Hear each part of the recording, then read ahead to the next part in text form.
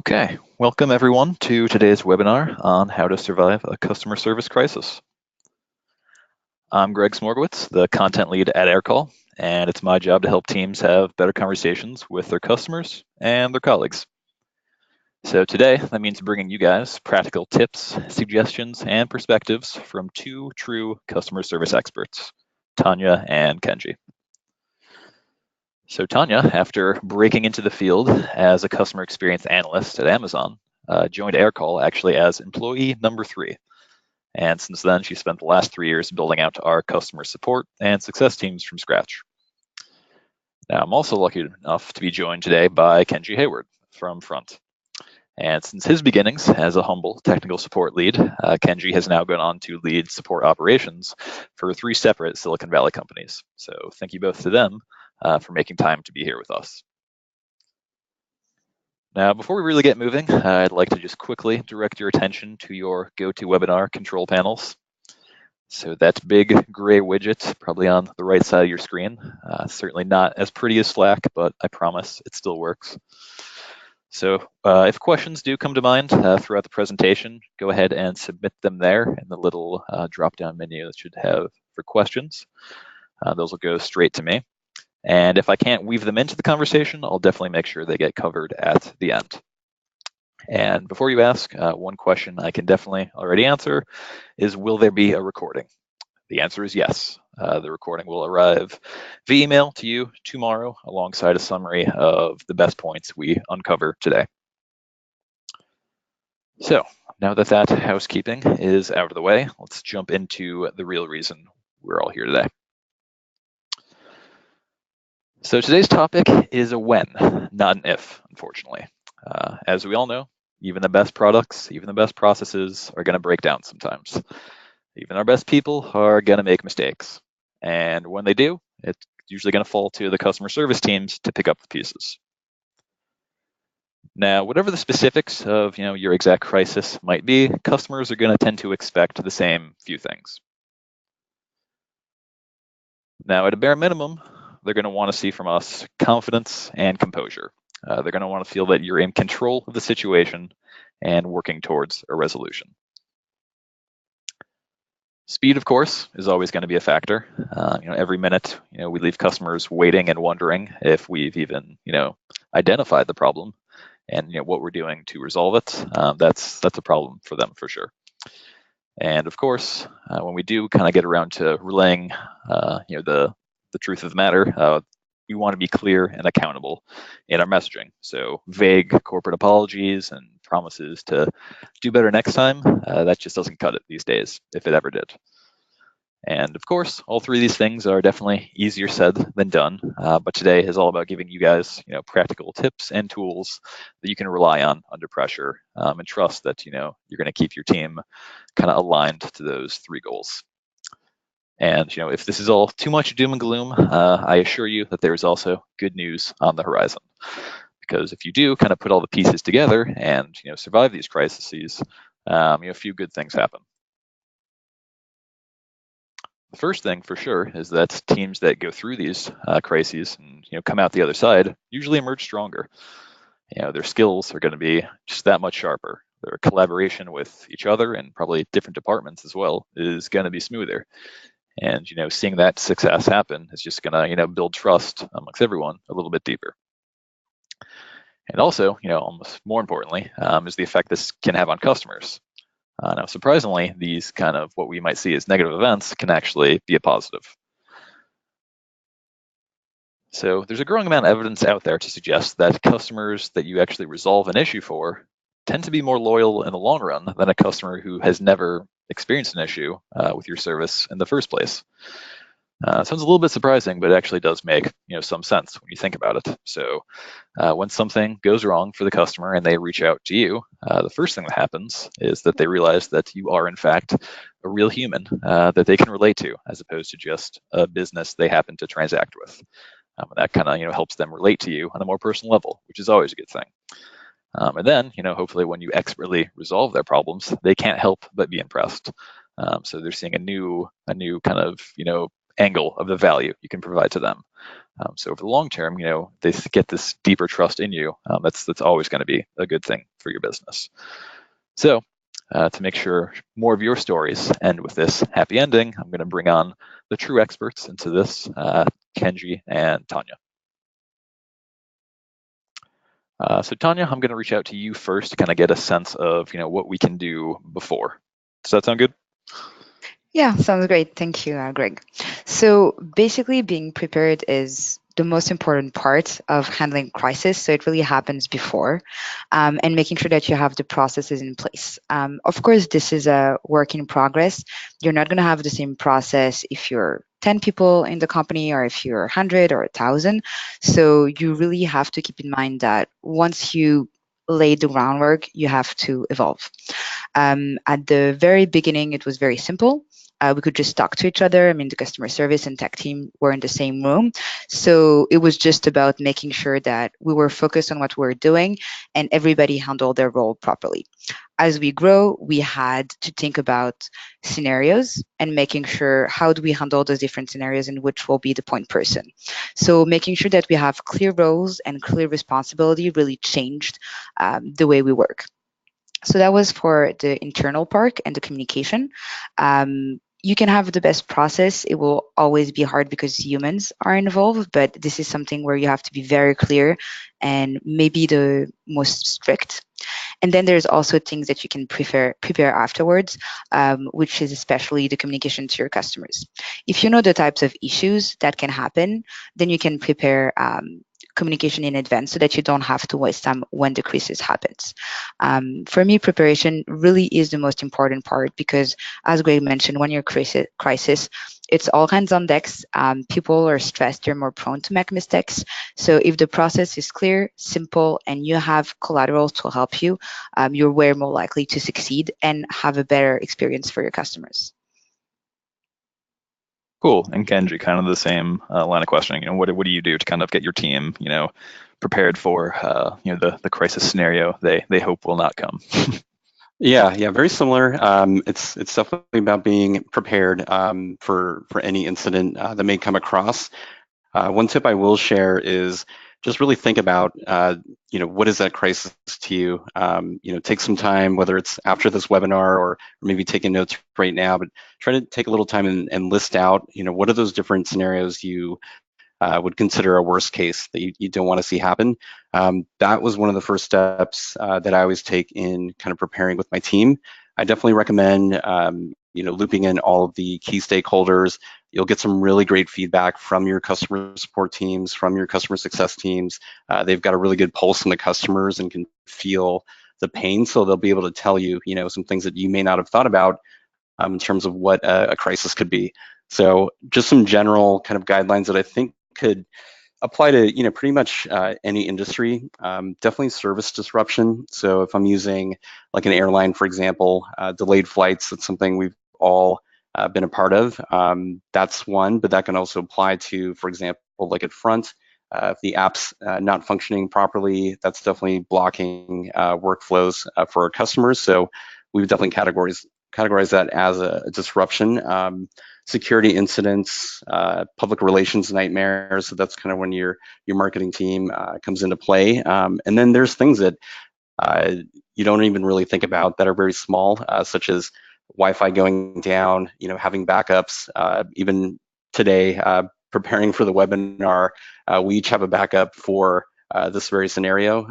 If Greg were to lose this presentation and the keynote went down, Tanya and I both have the capability of stepping right in. So little things like that are good things to keep in mind when you're preparing.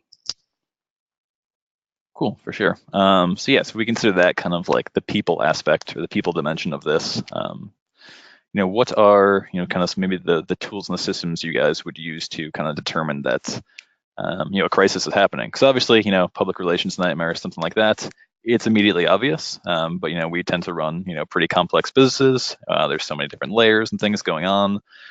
You might not identify a crisis immediately. It can be definitely hard, especially for digital businesses. So how do you guys kind of think about is there any kind of easier ways to kind of alert systems or ways to at least bubble it up to your team faster so they can kind of click into action? Yes, definitely. On our side, this was maybe the part that required the most work because we had to work very closely with the tech team, but also with different partners that we work with. So on the tech side, I mean, we have a lot of data and tools that we can use. So setting up the proper monitoring system was really helpful in a way that we were able to detect some of the issues based on certain metrics and solve or have a resolution before we needed to communicate with customers. So this is, I mean, the best scenario. And if we knew that an issue was arriving, then we were able to be proactive with this.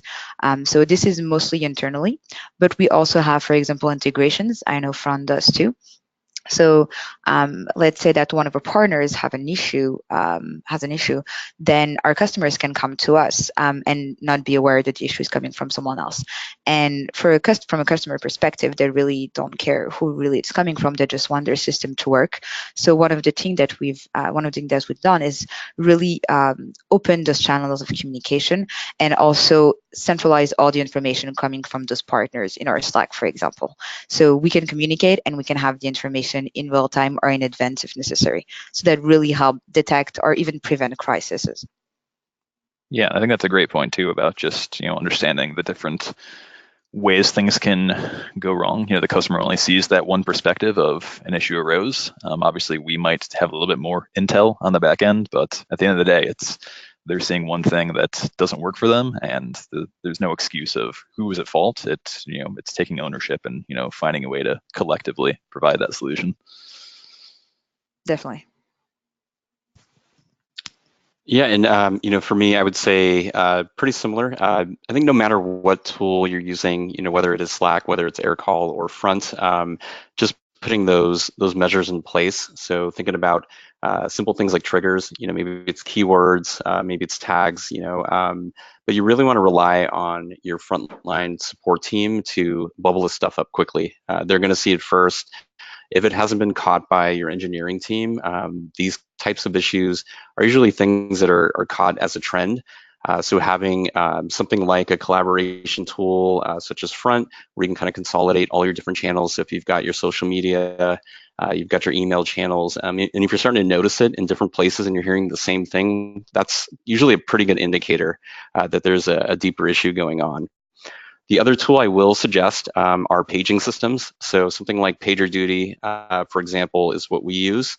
And what that'll do is really get you to quickly schedule on-call pages. So if the crisis goes down, we identify the issue using our different methods in our support tools. You want to make sure you can get the right people on this as quick as possible. So I would recommend something like a PagerDuty to send that out and to make sure that you kind of gather all the right people in the place as quick as possible. Cool. And I'll just say for the audience wondering, there's probably going to be a few more examples like that of cool tools or tricks that just come up. Certainly, if you are taking notes, feel free to mark them down. But if not, no worries. I'll definitely try to round up and kind of summarize the ones that we might mention to make sure can link out to them in the summary we send with the recording after this. So just want to clarify. So you didn't miss anything. If you missed the PagerDuty one, there we'll have it linked out for you later. Okay, so now let's get into the real meat of this. Now that we know for sure a crisis is happening and everyone is looking to the customer service team to respond, what do we need to really start prioritizing? So in terms of thinking chronologically here, what are some of the first steps to getting it right and really resolving it as soon as possible? Kenji, go ahead for this one. Yeah. Sure. Yeah. So I would say, going to step number one would be assemble your team. A crisis is happening. So getting all of your stakeholders, depending on what the issue is, maybe it is that social media issue, or maybe it is something bigger like a service outage, making sure you get your incident management team together and in lockstep to make that next choice on, what are we going to do next? The second is localizing the exact source of the issue. So now that we've got the decision makers in the room, We want to take it a step further and actually figure out what is, causing this issue, so that we can go into a little more detail, share more little information with customers when we're ready. And I would say the third step is identifying the severity. So we've localized the issue, we've got the right people in the room. At that point, how big of a crisis is this? Is this full blown? Is this all hands on deck? Is this only affecting, a small segment of our customers? And then I would say, as soon as you've got those three things down, you've assembled your team, you've got the source kind of locked down, you've got a severity attached to it, definitely acknowledge the problem. You may not have a solution, you may not have all of the details, but you want to recognize that customers are obviously waiting. So if I go back to that airline scenario, right, we've got flight delays, customers are waiting for their flights. I mean, the best thing we can do at that point is acknowledge that we do have delays. It doesn't solve anything, but it will buy you time to work on it and to get the right people from your team to go in and debug a little more. But I would say that those 4 steps are kind of my playbook. Cool. I think that first one is kind of a small kind of hidden one that's almost important. Just about kind of early on taking a breath, taking a pause to actually get everyone together, just kind of unite the troops and really figure out what the response is. Because I know for a lot of us, the impulse is, we don't want to see our customers in distress. We want to get them a response immediately. We're all kind of action oriented. We really just want to respond quickly and just do something to make this go away, or at least kind of stop it from getting worse. But yeah, sometimes just the 2 minutes, 5 minutes of just getting everyone very clear on what's going on and what the united response is going to be can definitely solve all kinds of headaches and certainly probably save time down the road. So it was cool to hear you mention that. Anything kind of different from you, Tanya, or pretty similar methodologies?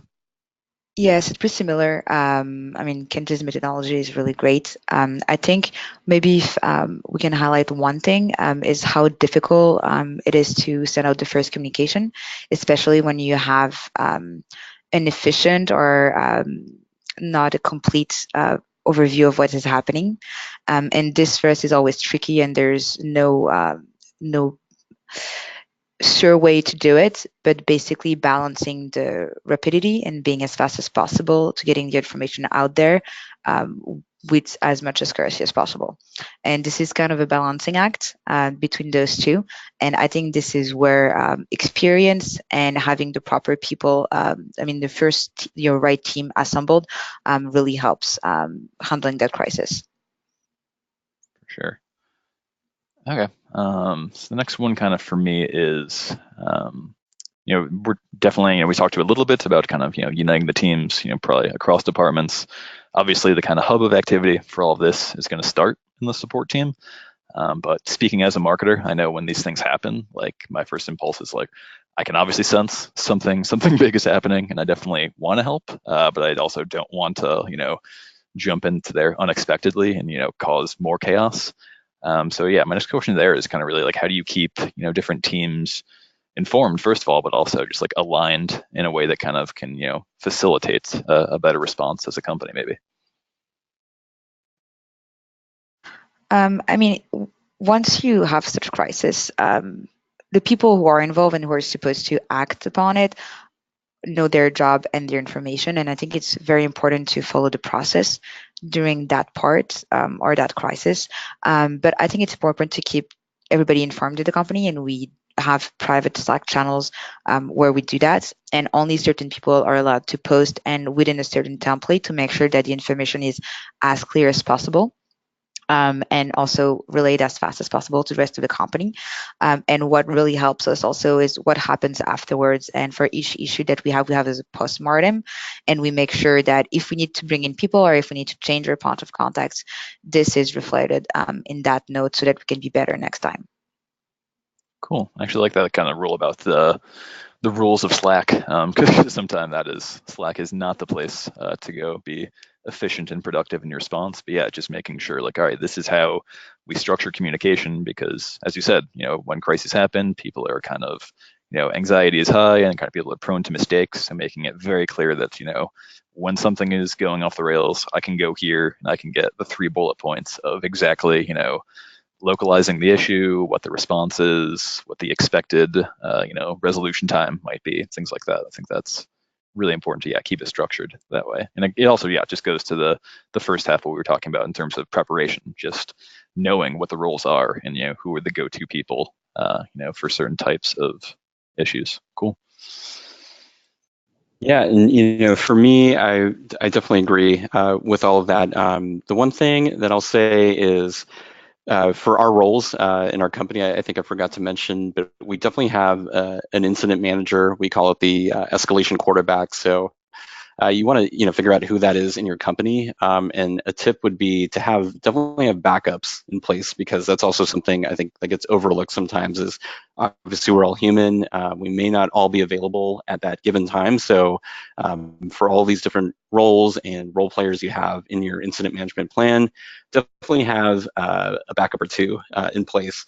So the other role that we have is called the customer communications lead, which is me by default. I'm the primary, but my support manager is my secondary. So basically my job is to take all of the communication that I'm getting, whether it's from the engineering team, the marketing team, wherever this crisis is stemming from, taking all of that information and getting that as quickly as possible to every customer facing team. And sometimes that means it's the whole company. And kind of like what Tanya said, we utilize as many channels as possible, and we want to be smart about it. We don't want to post it in a random Slack channel or a non-urgent channel. So think about what is that channel for you. But yeah, that's pretty much what I do. And the whole point is you don't want your team, whether it's your AEs, whether it's marketing, operations, anybody who's going to touch a customer, you want them to be in lockstep. You want them to be aware of the issue as it's happening as soon as possible. So you don't really have to think too much about, having something polished and perfect. It's really more about getting something out as quick as possible. The worst case scenario for me is if one of my team members finds out from a customer first, instead of hearing it from me. That's something I always want to avoid. So that just kind of goes with having the company one voice, and being able to kind of share that out with customers at the same time. So even if we don't have the full solution, I haven't done the postmortem yet. For me, the most important step is making sure that I take everything that I've learned so far from that initial kind of debrief and getting that to my customer service teams. And that includes customer success, includes marketing, includes anybody who will touch the customers at that point. Got it. Yeah. No, it's definitely not the position of strength to be in when your customer is telling you that, hey, this is what happened. This is you don't want them to be the first line of defense. Last little question on this section while I thought of it, seeing as we both do work for companies that have international operations, it's just probably another layer of complexity when you're working across time zones, across countries, across language barriers. Is there any kind of added things that you've kind of had to take into consideration in your current roles as opposed to, maybe other companies in the past where it was, a little bit of a simpler organizational structure? I mean, definitely adds to the complexity to have international customers and seeing how we communicate on the issue. To me, it always comes back to the process and the people that you have in place. You just have to take into account and make sure that the communication is respected and they have all the information. But otherwise, you should not change your process. Got it. Makes sense. Yeah, I agree. I think we're both very similar. We have, our European offices and our offices based here in the States. And yeah, same thing. You want to make sure that, when you're using those on-call schedules or when you're developing your process, that no matter what time, there's, you're never able to really predict when a crisis happens. That's just kind of the nature of a crisis. So any given time, whether it's, middle of the night in the US or it's middle of the night in Europe or Asia or wherever you are, you want to have that planned out. So having those backups, having that on-call schedule for when the stuff does go down, you want to make sure you bake that into your plan for sure. Got it. Okay, cool. So yeah, we kind of danced around this last topic and kind of mentioned it a little bit in passing, but I want to try to get a little bit more specific because that first kind of point of contact or that kind of first point of outbound contact, I guess, to the customers can be crucial in terms of, A, they're buying you time, but also hopefully, winning back trust. It's a critical kind of, and it's one of those things that you only get one chance. And if you're kind of having to make multiple attempts, that's probably a bad sign anyway. So in terms of, you're thinking around, first of all, I guess the first question is kind of, when is the right time to send that first communication? I mean, I would say, outside of the acknowledgement, right, acknowledging the issue as soon as you've identified it. But in terms of the communication, as soon as possible. I mean, but I would also, no panicking. This crisis is happening. Obviously, it's all hands on deck. But when you're prepared, when you've kind of followed all these steps that we've outlined, and you've had a little experience with it, it really helps to just kind of stay calm through this and kind of follow through. So what I'll say is, once you're able to, identify the issue, get a good analysis from your team, and you've got the buy-in from all the key stakeholders. At that point, I think that's when you go ahead and send the message, at least the initial one. What I will say is, at least for front, we're really big on transparency, and I think this is where your own branding, your own style comes into play. This message can really make or break you. If you send something that just is not taken well, it can really hurt your brand. It can really hurt your company. But if you execute this really well, kind of like what Greg mentioned in the beginning, this can actually turn a really bad situation into a huge uplift. And an example I'll give is, most recently, we had an issue where it was human error. There's no doubt about it. After doing the digging and we followed all the steps, we went ahead and found out that this wasn't, something in our code, or it wasn't something, outside of our abilities. It came down to human error. So we kind of reached that point when, I got everybody in the room, we've got all the players there. We're coming up with, all right, we got to get the messaging ready. And that's when you're really relying on your key stakeholders, your in-house experts. I definitely really leverage my marketing team when I need to be extra sensitive. So with our brand, we want to be transparent. That's just a part of our culture. So the messaging that we sent was very transparent that, hey, this was an issue. This is a human error issue on us. It came directly from our CTO. And what actually happened is we got nothing but good feedback. I mean, maybe we got one or two, negative ones, but overall, I think people really respected that things were handled quickly. Communications were sent out in a really timely manner. And I think transparency is a little tricky. You don't want to overdo it. So again, that's really up to you on how much you want to reveal. But I think customers do appreciate a certain level of insight into what happened. So on that first message, you don't have to go into full detail. I think that's something better served for like the postmortem, that you share after the fact, maybe a week later after you have everything kind of settled in. But you definitely want to reveal as much as you can that you feel comfortable with, I would say. Cool. And Tanya, for you, kind of similar stuff, but also in terms of like the timing and like the order of operations, even like and kind of different channels you might use, and kind of how you might use different channels for different functions, I guess, along the way to recovery.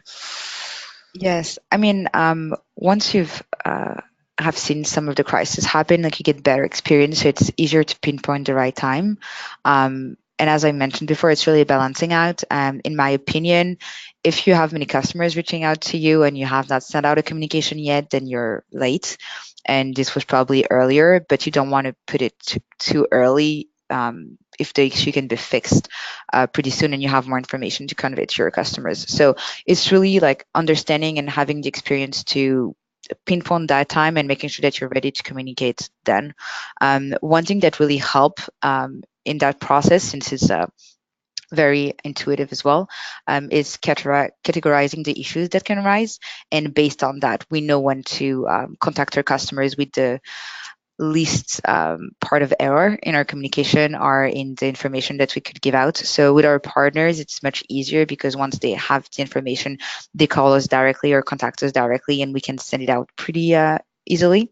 If it's something that we've already seen on our side or on the tech side, we know the resolution time. We usually know what part of our stack could be impacted or what could be the symptoms. So that's easier. The very tricky part is when we have an issue that has never arose before, and determining when is the right time, what could be the impact, and so on. And during that decision, I think getting input from people on the tech side is really important to have the best information to make that decision. Got it. And again, it kind of goes back to that planning again of just like mapping out the potential scenarios of, if this, then that. If this goes wrong, you're kind of the probably the most reliable means of kind of, branching out the communication from there. Yes. One last question. Go ahead. Just to add something, if your preparation is right and you've done all the steps and your process is working, the only thing that you're worrying about on the customer side is answering the customers that reach out to you if they already have, or thinking about the first time that you're going to communicate with them.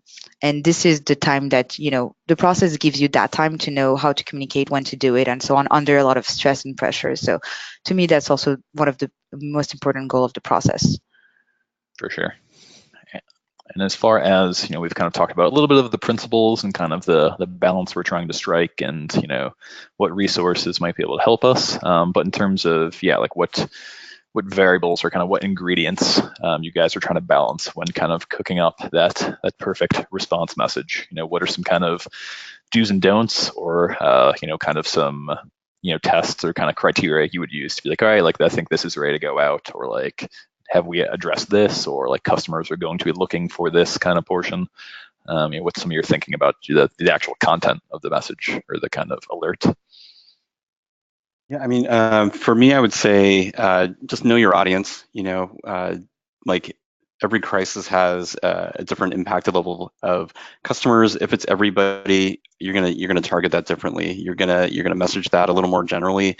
If it's for more technical issues and you're sending this maybe just to like admins who are affected, and that's gonna affect the language that you use in the message. So I would say that would be my number one tip, is just know the audience you're sending it to. Is it targeted? Is this a broad blanket statement kind of going over the crisis? That'll definitely help you to at least kind of like approach it first on at least the messaging.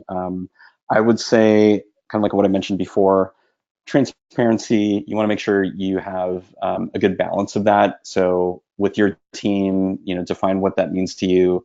How much do you want to reveal? And like I was saying earlier, just there are opportunities in the different channels. So you have the postmortem to post more details. You have different channels where you can post more kind of like quick updates, like Twitter or on your status page or maybe on your help center. And then you have the messaging that you're sending, like Tanya mentioned, from your actual customer service reps. So there's so many different forms of communication going out. You just want to make sure that this message that's you're kind of sending out as like a final, this is the rundown of what happened, covers all that and is ready to go and kind of hits the audience that you're trying to target. I completely agree. I think it's very important to making sure you understand who you're talking to. Don't use stuff that is overly technical if the people you're talking to are more in business positions. Maybe I can add one thing would be to stay in line with your brands. And if you're used to being personal, don't shift during that crisis. Just remain consistent even during that. And it shows that you have a cool head, that you're aligned internally, you know what you're doing, and you're also able to communicate that externally. And I think that's really important. Got it. I think, my last thing on this is almost like the internal communication piece to kind of wrap it all up. Obviously, some postmortems, if they're significant enough, are going to be public facing or customer facing. But even for maybe like the more minor ones too, just, there's curiosity around the company about, is the product okay? Is this, why was there that issue?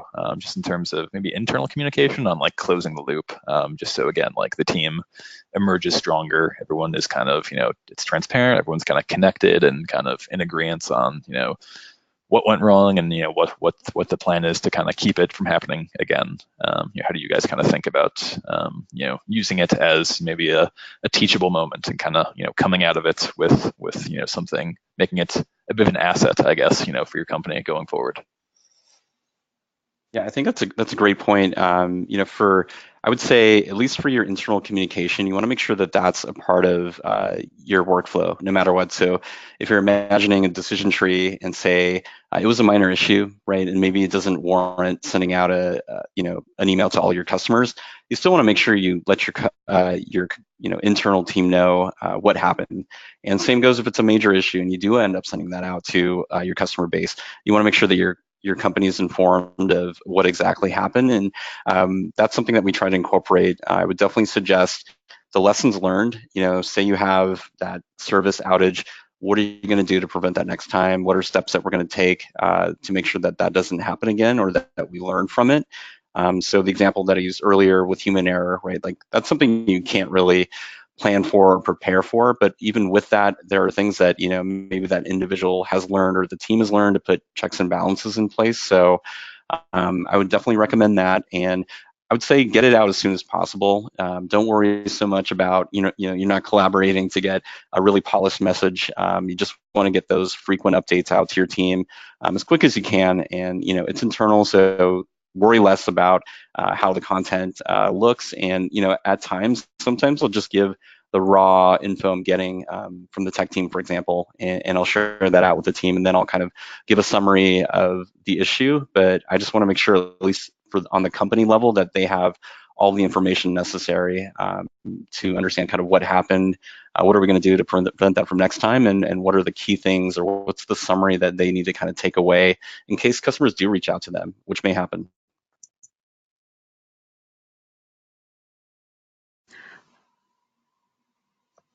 Go ahead, Yes, I Tanya. mean, we have a similar process at Oracle. One of the things that is very important in our internal postmortem is what steps are we taking so that issue does not happen again.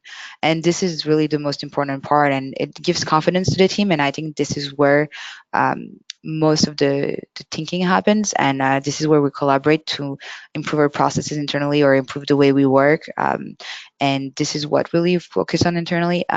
Externally, it's more making sure that we're aligned on the message that we give, whether it's a postmortem that we send over, whether it's, as Kenji mentioned, a script or guidelines that we give to our reps. But I think consistency, especially in external communication, is really the key here.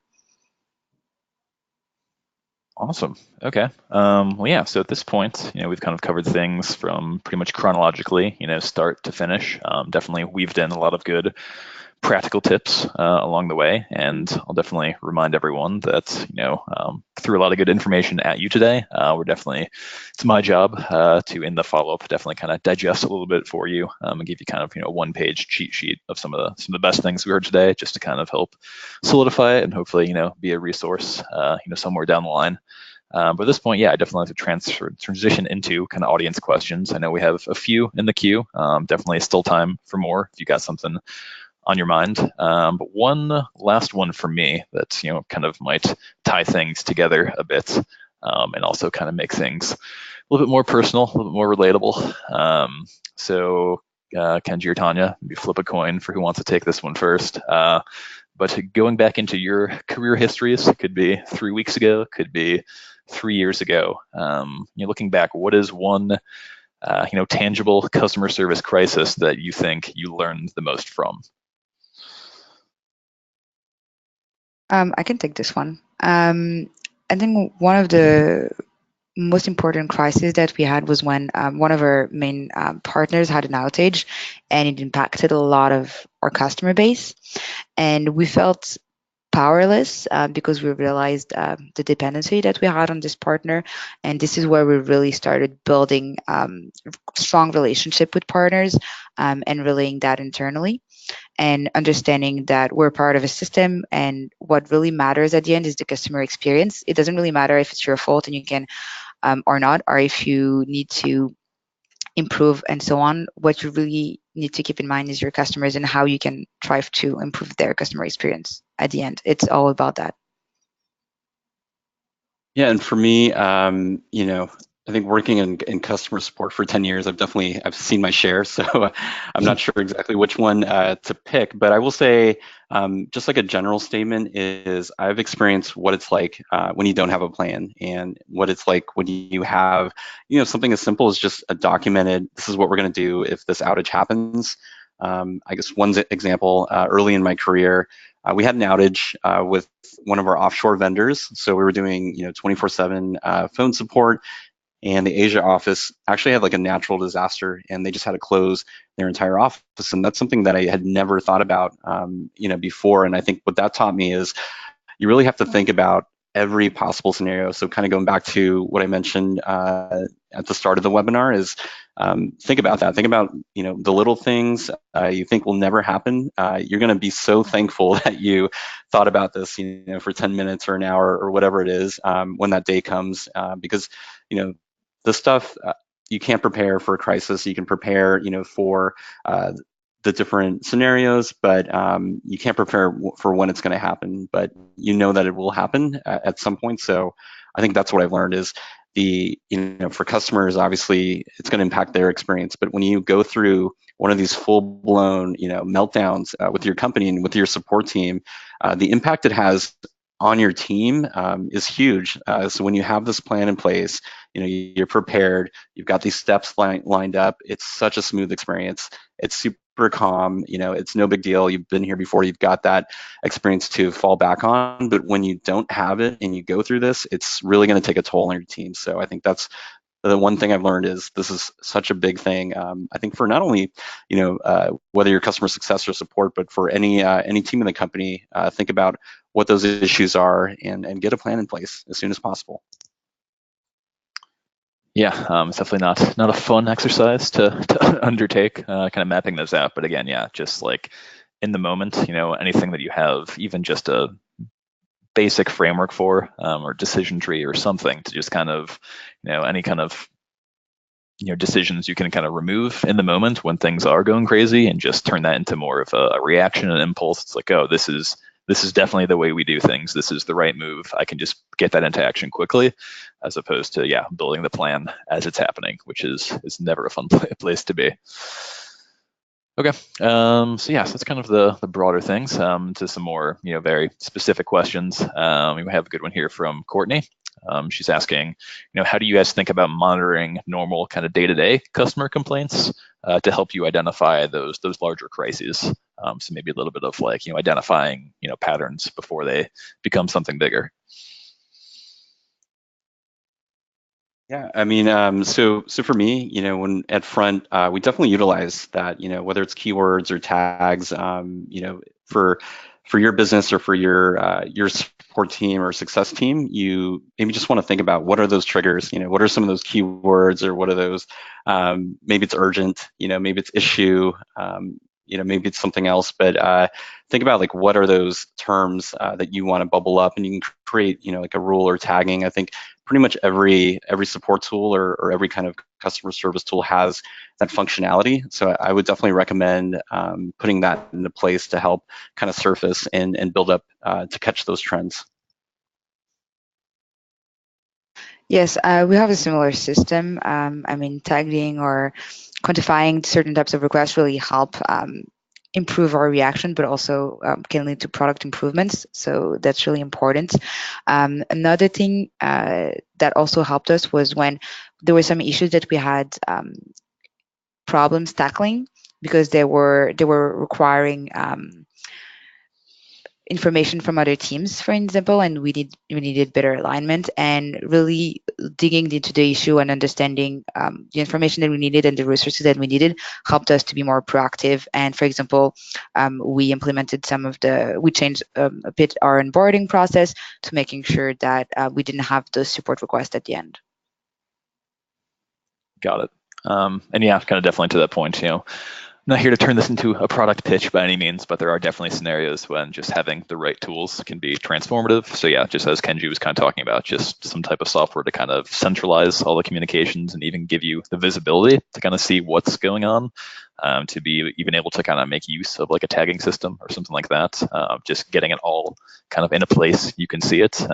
that's kind of, can be a transformative step to just be like, oh yeah, these patterns are obvious now that I actually have all the information, right in front of me. And one last one from Courtney here is kind of maybe to that messaging aspect. So again, kind of she's asking, how do you find or kind of strike that right balance between giving customer enough of the information, but not too much about the failure or the breakdown behind the scenes?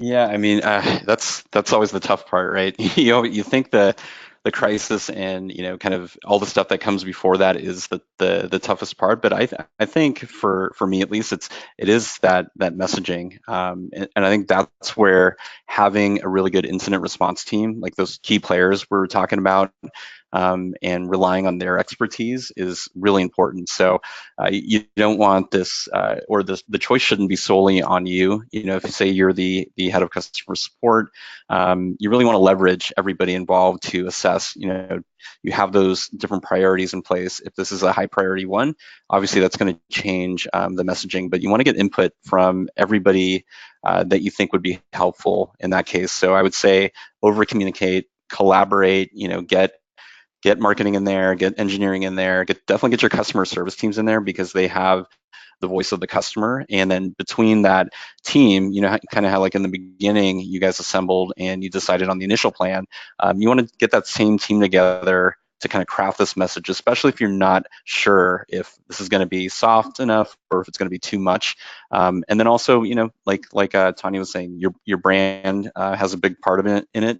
If you're very transparent, like we are at Front, that definitely affects our messaging. I mean so I think those two things, aligning it with your brand, but also get those experts, like use your internal resources, and get help on reading that message, get a buy-in, have them read your draft. That definitely helps me out when I have to send something like that out. Yeah, definitely. I mean, we mentioned marketing to help us draft the message, but also product teams can help us a lot, especially when we need to translate technical jargon into, business talk. So having, different inputs and making sure that we're all aligned definitely helps a lot. Yeah, and then one thing I would just say here, as someone who sits outside the customer service team, so definitely I would want, and customers should want, as many experts, product and customer-facing experts in the room as possible. But when it is almost kind of ready, maybe you got some assistance from marketing, it's about to go out, but you're in your gut, you're still not sure about it. There's definitely value in what you would consider maybe non-experts. So people that are maybe not as intimately involved in product and engineering. Could be someone who started the company 2 weeks ago, and you just know that they're probably a good stand-in for some of your customers who are just not as deeply aware of all of the inner workings of your product, and can kind of be a mini focus group to say this was tough for me to understand. This kind of went over my head. It sounds like what you're saying here is this, and just kind of using them as like a little bit of a quick feedback mechanism to one last logic test before things go out. All right, checking the question queue one more time. I think we have a few more here.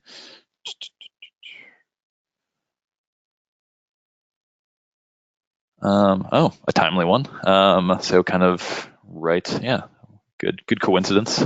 So just so you know, I didn't plant this one myself. I'll read it as is. Would you suggest focus groups for finding some standard messaging for template crisis communications? So yeah, again, kind of doing that pre-planning and getting, workshopping some template messaging. Is that something you guys, think could help, or is it, something that you want to kind of really twist to the unique situation? I think. Oh, go. Oh, sorry. I think the idea of focus group is interesting. But I mean, if you're in contact with customers a lot of the times, and you've had a few issues, which is bound to happen in SaaS, the customers really give you direct feedback, and you can feel the pulse of what is happening and how efficient your communication was, and that gives you a lot of information to adapt and iterate as you grow. Because as we mentioned at the very beginning, it's really a work in process. So I think keeping that iteration is really important. It should be part of your day to day. Yeah, All and right. I think templates can be helpful, at least at least for the basic part of the messaging. I think that's something that we definitely use here at Front. We can probably attach some resources when we do send the summary out. We have some good examples of messages that we've sent. So if that's helpful in any way, we can go ahead and add that on there to the summary that we email out to you guys. Cool. Yeah, definitely send those my way. Good to know, Kenji. All right. So yeah, it looks like we're kind of going to be wrapping up here. So kind of, just as a summation for a lot of the themes we talked about today, it sounds like, there's no substitute for that early preparation. You're definitely going to want it in the moment. But also, at the end, don't be afraid to, your customers best, your business best, and don't be afraid to make, the systems you built in place, kind of make them your own, based on what the customer or what the particular issue is calling for at that point. And with that, I want to thank everyone for joining and sharing their time today. Tanya and Kenji specifically. You can't hear me, but I'm golf clapping over here.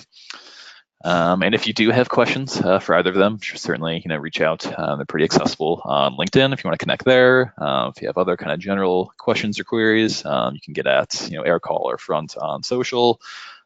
Check out our blogs, this week and ongoing for templates, tips, all kinds of stuff for the best days in customer support and also some of the worst days like the crisis scenarios. So you're always here to be a resource. And with that, look out for our kind of follow-up materials tomorrow, possibly with some cool templates from Kenji. And until then, enjoy the rest of your day.